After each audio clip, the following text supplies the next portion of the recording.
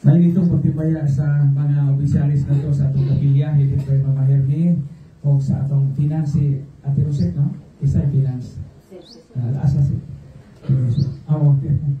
Sa mga opisyalis sa nato sa atong barangay, sa Del Carmen Sur, sa mga sakop sa cluster, kitang tanan nga nanimba karon kapasidugog ni Senior San Isidro Labrador, sa Del Carmen Sur nato nga barangay sa poblasyon. Good morning!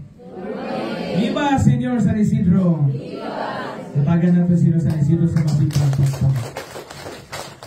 Ikaduha pa ni na hong misa sa Tugapilya, sukat ko hingabot sa balilihan 3 years ago. Kada kami sa pagkasaan isunod ato gibagyo na ta. Kanya ang nahimong regular nga misa dito na sa ato ang barangay hall o sa atong San Agustin Chapel. Salamat kay lapad na atong kapilya.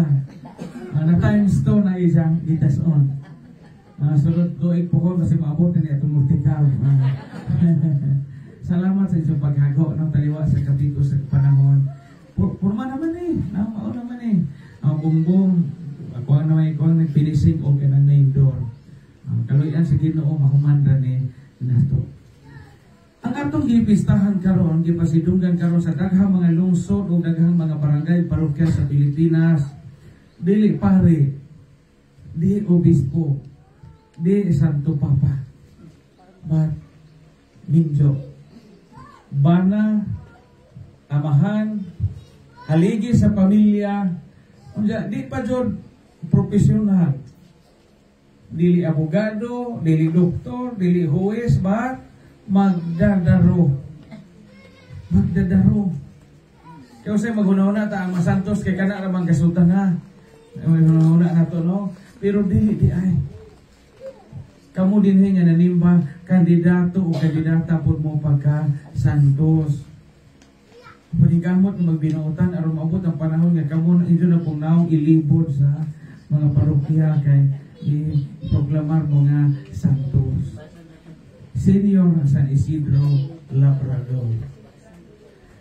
Personal kay na kumali kay nga no, gawas yan si Senior San Isidro mo ay personal na hong patron sa kinabuhi kay patron pa rin sa akong baryo sa Angilan at Tikira mo pwede unang santos na nailahan. Ikaduha, naka-duaw po ko sa isang lugar. Nakaato ko sa isang lubong. Senior San Isidro sa Espanya. Pobre. Pobrehan sila ni si Senior San Isidro kauban sa iyang asawa. Diyan doon sila gamay nga mayong tampo nga timailhan sa pagka-hayahay. Diyan mo. Kanang giingon sa Binisaya pag gailaid sa tumang kalisod. Sabot mo gailaid? Sabay porma gailaid. Muna itong lisuran. Gailaid. Gailaid sila sa tumang kalisod nga naman. Si San Isidro dili tag-ijahan og juta bat saop. Saop. Trabahante. Nabitaw na sa gusto kasi tignubinaan Di ba? Ikaw na, di ba? Nabitaw na gatikan sa juta ni Juan de Vargas. Ang Don Juan de Vargas na sa gusto. Kapag isumbong ka nga kunotas po ka kang Juan de Vargas nga agalon mo. Saop siya. Ang mga saop kaniadto dito sa Espanya, tagaan na ka o bahin sa abot nga igo na po ka mabuhi. Kaya mga juta ato kaniadto gipanag-ida sa mga dato nga kanang iyog mga hasindero. So og saop ka kaniadto sa ilang panahon, gawas og kapanag-iya kagawaling ng juta o sa lisod, magpabilin kang saop hangtod sa katapusan gutlo sa imong kinabuhi. Mao na ni si San Isidro kauban sa iyang asawa nga nahimo pong santa. Nabita na si Santa Maria de la Cabeza. Is kaya po ni magtiadon nga mahimong santos, no? Kamu din mga asawa naghanma mo. Panikamuti ina ni Jobana nga pag binuutang nga ano ta masantos. Kitang duha. Usa ra man ilang anak o namatay sa Jo. Namatay sa Jo. Pagkamatay sa ilang anak, ingon sila nga di na ta magduog. Mag-ipon ta kay magtiadon man ta di na ta magduog. Di na ta maghimo usa ka butang. Sabot kung saan ang usa ka butang, no? Tama na usa ka butang. Mantay ha. Di natin isurihan kaya di-video ra bali i-post sa bali natin. Ingon si San Isidro si Santa Maria de la Cabeza kay gikuhaan man ta sa tumbugtong anak laki basig mensahe ni sa Ginoo nga kita ang atong mga buhaton para na sa langit. Motunga na sila maghimo sa usa ka butang. Mao na karang ekspresyon ang butang ha. Usa ka butang. Imposible ko. Nahimo na nila. Imposible no. Kaya kita karon tugos mo na saging katundang o hilabto ng mga banana to usahan. Mga puag man to mga basong natin o magkalisod no. Pero tungkol sa ilahang ka Diyos noon, nahitabo nga di ko kilabuhi mato sa istorya, wala doon sila magbuhat o buhat sa magtiaso. Kuma namatay ilang anak. Karon, sa unsa mapaagi nabuhit ni San Isidro ang iyahang pamilya, iyang asawa kinta o ang iyang kaugalingon, pagbugwal o pagtikat sa juta. Kung napiskay ka doon ay iyang usos o inyong katahon, nabito diha na part niya ngayon.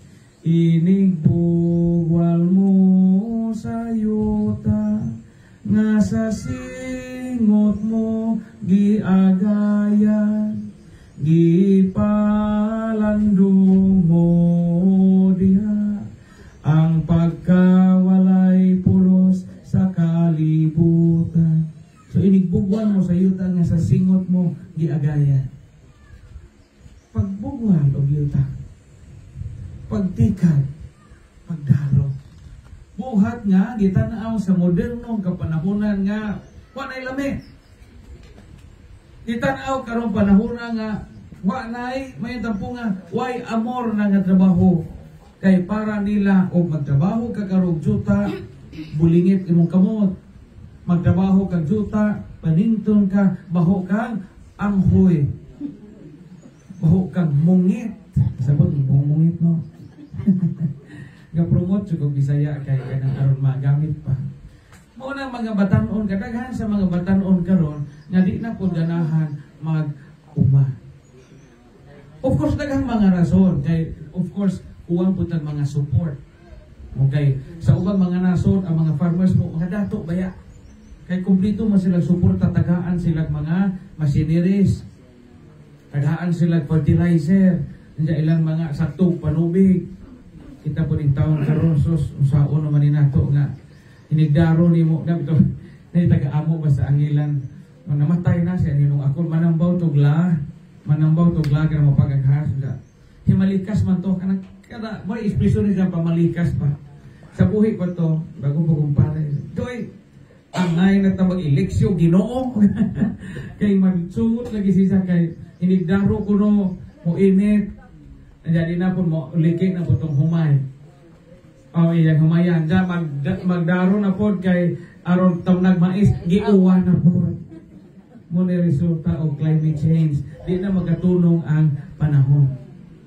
Pero si San Isidro Labrador, nagpahinumdum na to nga naay dignidad ng mga buhat nga ipatuan o singon. Nga na, muna nakapasanto si San Isidro.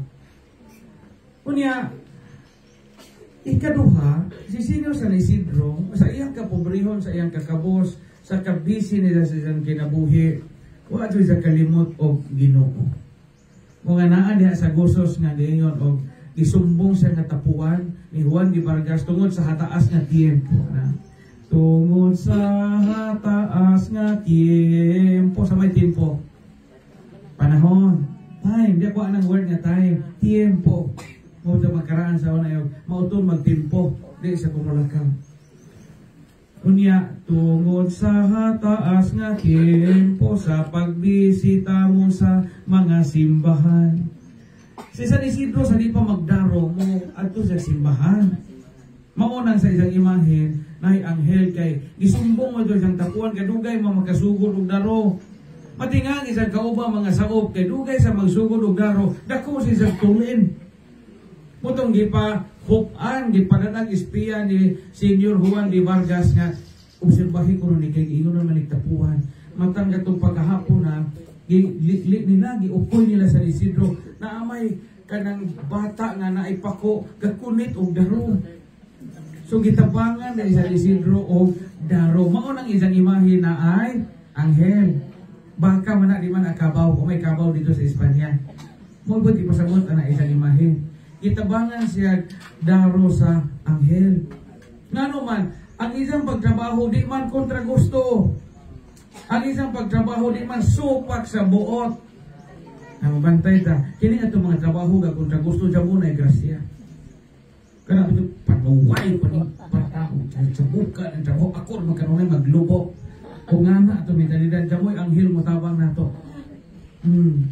Basta trabaho gani nga kontra gusto, trabaho gani nga supak sa imong kabubuton, dyan muna ay grasya. Para magpare nga magmisa o lagi sapot. Mura di ba? Mura magkabutin, why grasya? Kamo asa mo gipahimutang sa baryo, sa munisipyo, sa puro. O, ang atong mga buhat, kinahanglan nga naagit sa maayong kabubuton. O na siya sa Isidro. Kaya ron tabangan, makadawat as panabang sa langit. Kaya supak sa imong buot, imong gipambuhat, wadya mo na'y indulhensya. Moto, dihay anghel hintabang niya daro. Mga bisag awahay sa musugod kaya na nagdok pa siya sa mga simbahan, siya gihapon kinadakag tuloy. Pamalandong ito na. Kaya sa atong kinabuhi ba siya usahay, mayon ta nga, di ko kahuman ang trabaho kay busy ko. Nakalimtan man na ito Ginoo na. Unahon na ito ang Ginoo. Muna madomingo mo na rason. Ang Domingo, unang adlaw sa simana, muna rason nga anong manimba o tata. Jadi mo pagkapanimba kay haligo pa mapagdagat, nag-video kay pa po. O niya, dito gahayang-hayang pa, nakalimtan ang Ginoo mo na wapot ay blessing ang simanahan. Ikatulo o katapusan. Usa ka adlaw ni ana si San Isidro, gadain taon sa iyahang nilubo nga mais, usa ka sako. Unsa nakaagiman siya mga langgam nga gipaglutom dating tugnaw matong panahon na winter sa Espanya. Ijang gihuho rin ang ijang usaka kuan nga mais, usaka sakong mais sa mga langgam nga gipaglutom. Tibuok adlaw ni jang ginabuhay mato sa istorya, wa jang makuaw ang ijang usaka sakong nga linso. Wa mahurot kasi gira siya huwan. So ay kung nang usaka sakong ni jang ganador nga gikan sa isiya mo gibobo na nga silingan. Masigi na mahurot. Muna mato sa usaka popular nga istorya. Yung sa kaya-hayam. Mauna sa popular na istorya, jag ni San Isidro, isang mais nga nilubo para sa mga langgam nga gipanggutom nga jamoy makaong kay tigtugnaw. Na matod sa istorya, sa popular legend, wa jud kuno makuaw, wa mahurot. Pensan sa tibok adlaw ni Jang ginabuhay ato. Kundi pasabot ang atong mga kakugi o ang atong pagkamangihatagon panalanginan sa Dios. Generosity. Di tinuod na yung pobre kung Father, wa ko ikahatag. Di na tinuod. Di po na tinuod na dato kung Father, wa na ko manginahanglan. Ang why dato nga wa manginahanglan? Wa dyan mo po'y pobre nga wa ikahatag. Kung nag-iingon niya, nobody is so poor as to have nothing to give. Nobody is so rich as to have nothing to receive. Bisan sa atong kapitos, paambitan. O kaya mo ta, o na imong puso sa saging, mo na ipaambi. Ihatag. O kaya mo kay mapaambi, dyan mo kay kwarta, o dyan mo kay lagot mo. Panahon. Ipaambi imong panahon. Ano mo tabang bitaw ta sa uban, tabang ta sa naisuon na itong namatyan, tabang tagtabo sa baryo, pagpaambit mo na. Nauna si Senyor San Isidro Labrador. Viva Senyor San Isidro!